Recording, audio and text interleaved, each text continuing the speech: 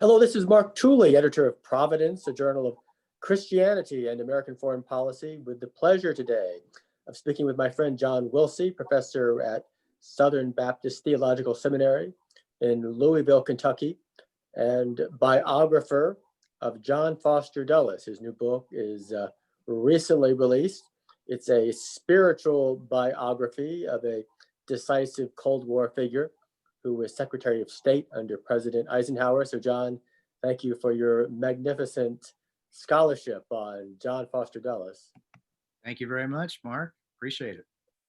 So why should Americans and Christians care about John Foster Dulles, who died 60 years ago? Well, John Foster Dulles, his approach to foreign policy was deeply influential. After his death, it lived on well after his death. Dulles had a vision of American foreign policy that was animated by a strong sense of righteousness and over tyranny and over injustice and unrighteousness. He believed that that nations were answerable to God's moral law, and that America was called to be a paragon of the moral law, which is seen, the moral law is seen, you don't need scripture to have it. It's his understanding of moral law. It's not a real developed kind of theological, philosophy. It's sort of, a common sense way to think about maybe what we would say natural law, right? But it's a little bit different than natural law. It's not like the natural law tradition in the Catholic tradition or anything like that. It's more the moral law and the Protestant liberal understanding, sort of going back to Christ's ethical teaching, let your light shine before men that they may see your good works and glorify your Father in heaven. Do unto others as you would have them do unto you. The United States being a Christian nation, being a nation with a God-given destiny to preserve, defend, and extend freedom in the world over and against those nations that tyrannize their people and seek to tyrannize other people. The United States is the champion of freedom in the world. So that kind of a vision that Dulles advanced in the 50s, in the early days of the Cold War, was influential later on in subsequent administrations, really going all the way through today. People still have the assumption that the United States has a responsibility, has a duty to protect the interests of free humanity all over the world, because, pragmatically speaking, we have the power to do that. We have the means to do that, but we also have a special responsibility to do that because of American exceptionalism. We're the first country founded upon the ideals of human freedom, human dignity, natural rights, human equality, and these kinds of things. So these are all consistent with what Dulles thought and Dulles's approach to foreign policy. And even though most people don't know who John Foster Dulles was and weren't around, don't remember him, some people were. There's still quite a few people that would remember him and remember his leadership of the State Department. But even though he's gone and been gone for a long time and is somewhat forgotten, his legacy in American history and his legacy he's handed down to us today is enduring. The way you describe Dulles's beliefs about God and country, he would almost today, in today's lingo, be labeled a Christian nationalist. Yeah, he might be. And that is an interesting thing that Dulles introduces an interesting dynamic in how we think about Christian nationalism. Christian nationalism is a concept in contemporary discourse, in the context of Trump, especially, and Proud Boys and the assault on the Capitol and those kinds of things. We think about it as a right-wing thing today. And, that's probably accurate. Since the 70s, Christian nationalism has been, sort of a tenet of, kind of the right wing, especially right wing evangelicals, people like David Barton, people like John Eidsmoe, people like, um, D. James Kennedy or Jerry Falwell, people like that. But Christian nationalism, for one thing, has always existed in American history in some form or fashion. And Christian nationalism is usually takes its form kind of around the contours of the immediate historical context. So in other places, I've argued that John L. O'Sullivan's Manifest Destiny in the 1840s and 50s was a form of Christian nationalism, but very different than that which we see today. Well, Dulles represents a form of Christian nationalism that was prominent in his lifetime, but that Christian nationalism that Dulles sort of represents originated on the left, especially during the progressive period, with Theodore Roosevelt's administration, Woodrow Wilson's administration, the First World War, and American involvement in it. American involvement in World War I was seen by progressives as an opportunity to Christianize the world, to extend Christian civilization all over the world. And Dulles was a student of Woodrow Wilson when he was a student at Princeton. He took Wilson's jurisprudence class when he was, I think, a junior at Princeton. He looked up to Wilson. He was a devotee of Wilson's foreign policy. And he also got to know Wilson pretty closely because Dulles was at Versailles and served on the Reparations Commission at Versailles.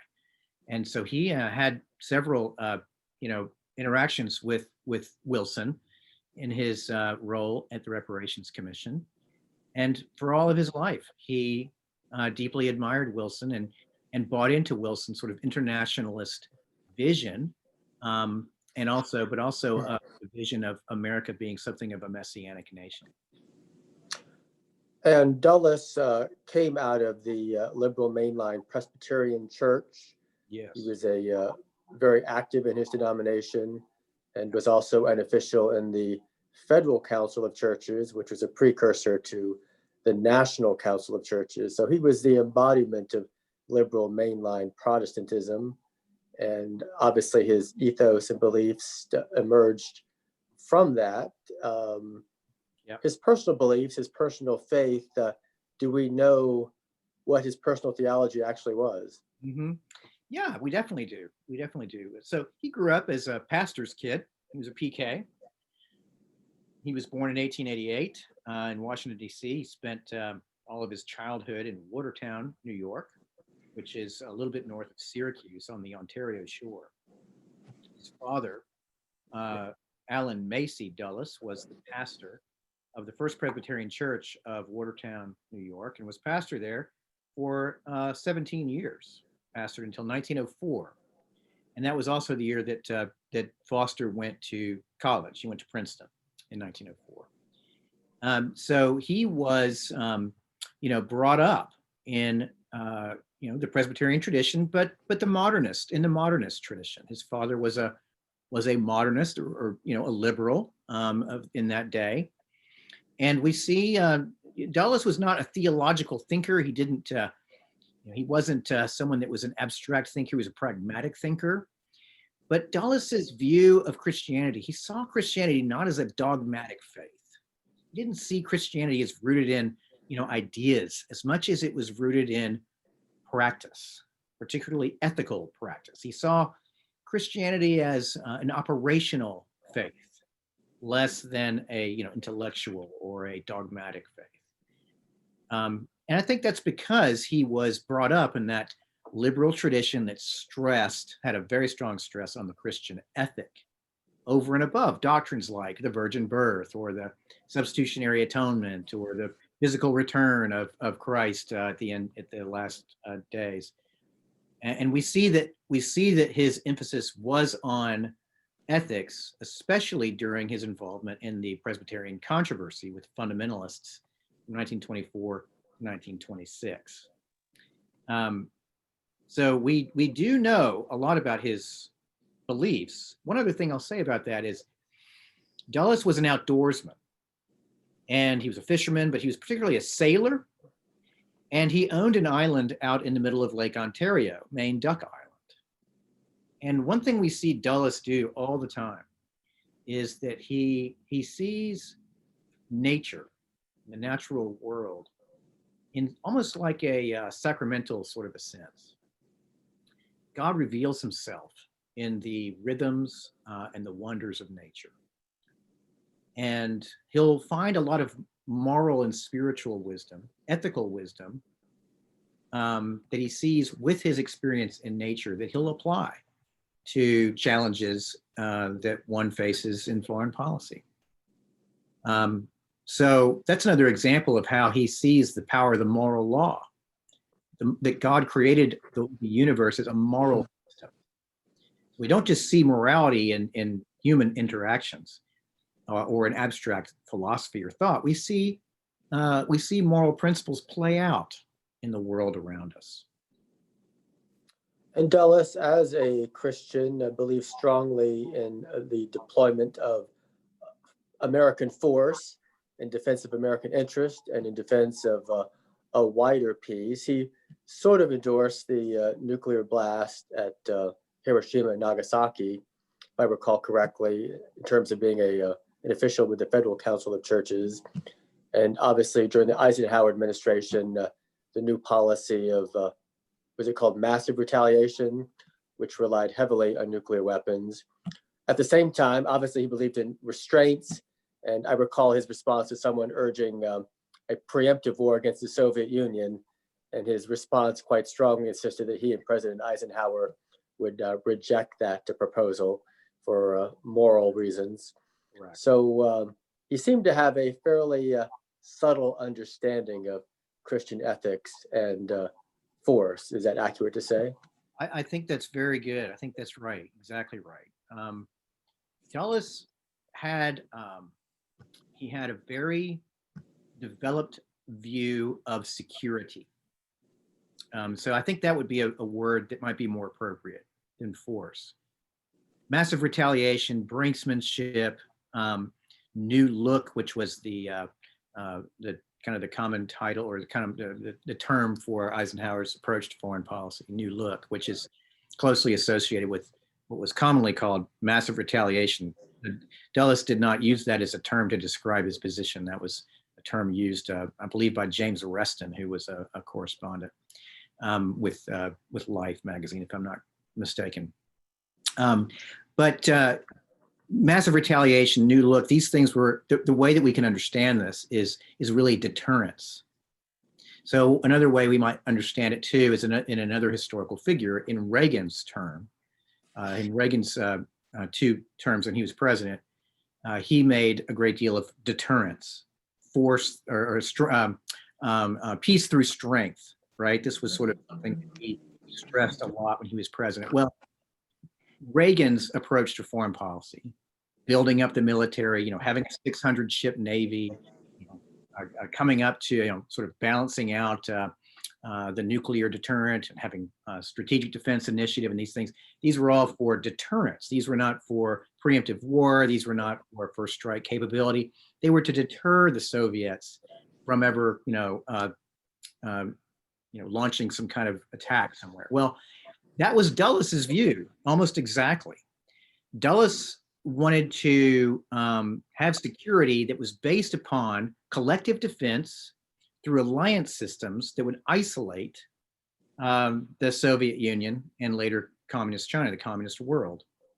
And massive retaliation was sort of predicated on the idea that the communists can't, they can't claim ignorance. If they were ever to launch a strike somewhere, that the United States and its allies would be able to retaliate massively in ways of its own choosing, places of its own choosing, timing of its own choosing. And the Soviet Union could not claim ignorance about what the United States might do. Rather, that the Soviet Union would know exactly what the United States was going to do, that they were going to retaliate massively in ways of their own choosing. And the way that the way that it would do that would be through these security arrangements. So arrangements like CETO, NATO, CINTO, ANZUS, these alliance systems that were all over the world that were meant to, isolate the Soviet Union and give them pause, as it were, before they launched a strike. And then finally, John Foster Dulles sort of embodies the ability of the old mainline Protestant world to produce this kind of statesman who's not a theologian, obviously, but still has a very subtle a Christian understanding of statecraft and national security. Does today's American Christianity have that same ability to produce such a subtle statesman? Not in the same way that it did. Dulles is interesting because he's sort of among the last of the sort of waspy, officials in the government that dominated the government. Once you get to, the Carter administration, you begin to see a lot more diversity, in the high echelons of the federal government, which I think is a good thing. But what you have in the 50s and what Dulles represents is sort of that old kind of, establishment Protestant, certainly white and male and wealthy sort of demographic that dominates the American government all the way back to the founding. In terms of, the religious aspect of Dulles's frame of reference, he was unique even for his own day. It's true that, most people back in those days in the 50s would have been something like, Protestant Jew, Protestant Catholic Jew, Will Herberg's sort of perspective on American religious life. And we have a much more diverse religious culture today. I think, but even though he was part of that, he was still unique because he was more, religion played a more significant role in his frame of reference than it did for others of his day. When I think about someone like Dean Acheson or someone like George Kennan, I mean, these were people that were Protestants, but religion did not play as significant a role in their way that they responded to foreign policy challenges. So even for Dulles was pretty unique for his day. John, do you have a copy of the book you can hold up? I do. Here's the book. God's Cold Warrior by John Wilsey of Southern Baptist Theological Seminary. Thank you, John, for a very educational interview. Thank you very much, Mark. Appreciate it.